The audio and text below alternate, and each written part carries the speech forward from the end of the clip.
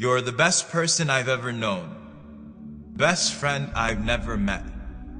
Your sincerity to me is blinding, enough to completely canvas the world with drapes that read respect, honor, love, protect, while creating a window for me to zoom in on the important things, but those are the things that I forget or neglect.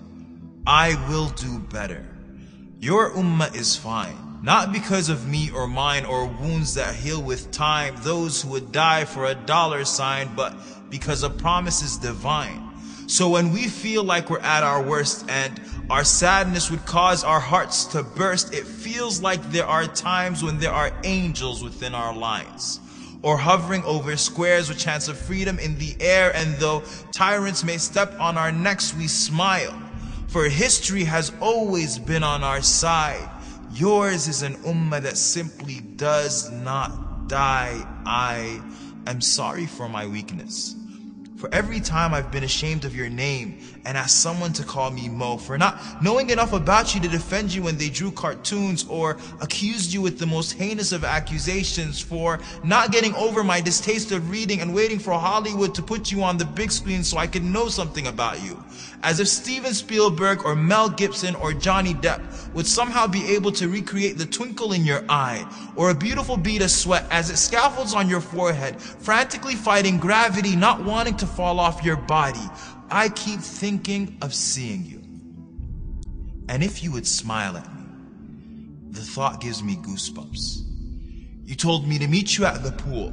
So on that day, I hope and pray that I will see you through the crowd, that no angels barricade me as I sprint at breakneck speed. I hope you recognize it's me. I will crowd the companions to get access to your vision. I will obey my thirst by quenching it from your hand. So until that day, I will pray. I will stand and I will pray as if my feet are holding the earth from splitting.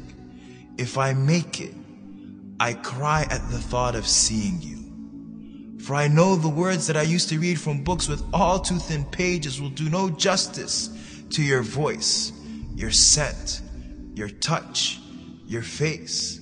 My messenger of Allah has always existed between the curves and dots of the Arabic alphabet. So Muhammad ibn Abdullah in 3D and whatever other dimensions the hereafter brings with it will be an overboard of senses.